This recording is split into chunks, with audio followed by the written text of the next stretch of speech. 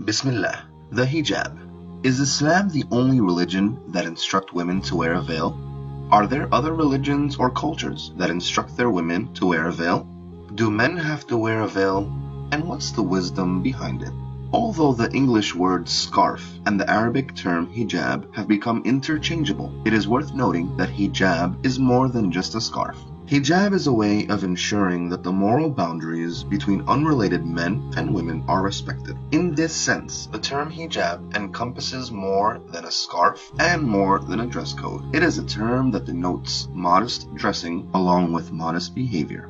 A common misconception is that Muslim women are the only ones who cover their hair. It may be true that Muslims are the only group in which most women follow the directive to cover the hair, but this was the dress code of believing women who truly submitted to God's will, i.e. Muslims. Now let's look at Christianity. True followers of Jesus Christ, peace be upon him, dressed modestly, especially his mother Mary, may peace be upon her. Throughout the Bible, there is a reference to modest dress. For instance, the first epistle to the Corinthians, chapter 11, verses 3 through 10, read, "But every woman praying or prophesying with her head uncovered disgraces her head, for it is the same as if she were shaven. For if a woman is not covered, let her be shaven. But if it is a disgrace for a woman to have her hair cut off or her head shaved, then let her cover her head."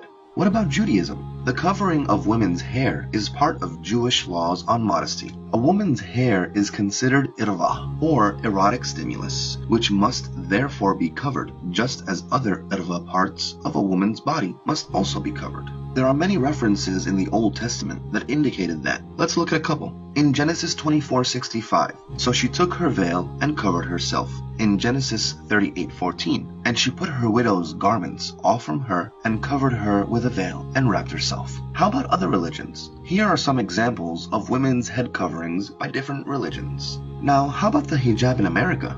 Part of early American culture, covering the hair was part of their rituals because early American generations were more religious, and it was a part of modesty and dignity. This practice didn't go away until nakedness was introduced later in the 19th century.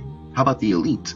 The first recorded instance of veiling for women is recorded in an Assyrian legal text from the 13th century BC, which restricted its use to noble women and forbade prostitutes and common women from adopting it. When Islam came, it came to continue the commands of God to all his prophets and restore the dignity of women, modesty, and equality. Now, is there hijab for men? Islam does not only require the veil for women, but it also requires that men too dress modestly. Some people usually only discuss hijab in the context of women. However, in the glorious Quran, Allah the Almighty first mentions hijab for men before hijab for the women. The Quran mentions in chapter Nur, "Say to the believing men that they should lower their gaze and guard their modesty. That will make for greater purity for them, and Allah is well acquainted with all that they do." So what's the wisdom behind the veil? The ultimate wisdom is that God has created us and God knows what's best for us. Hijab is a representation that the one who wears it is a Muslim. A sister who truly wears a veil should be a role model of morality, modesty, purity. She would not lie, cheat, and she is well behaved and you can trust her. The wisdom behind it is that it tells men out there that this woman has boundaries and she is not playing any games and she is definitely not a toy. If a woman presents herself as a sex object, men will treat her as a sex object. And if she presents herself as a respectable and honorable human being, people will view her as a respectable human being. Hijab is there to protect the honor of women and restore their dignity. A woman who has covered herself and dressed modestly is judged only by the content of her character and not based on society's view of the quote-unquote perfect body type.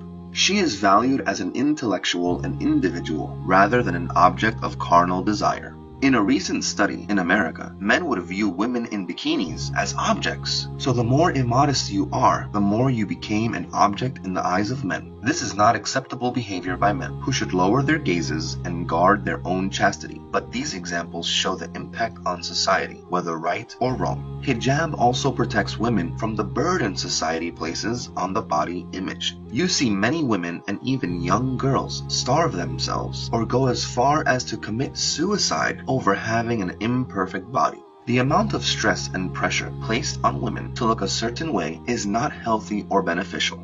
To place impossible physical standards on women is unfair and damaging.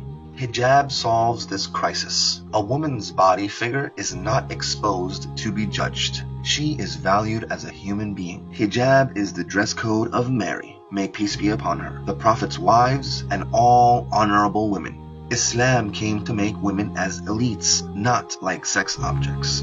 Islam came to restore the honor of the women and not to take it away from them. Islam came to protect women from the evils of society. And remember, if you have questions about Islam, ask a Muslim.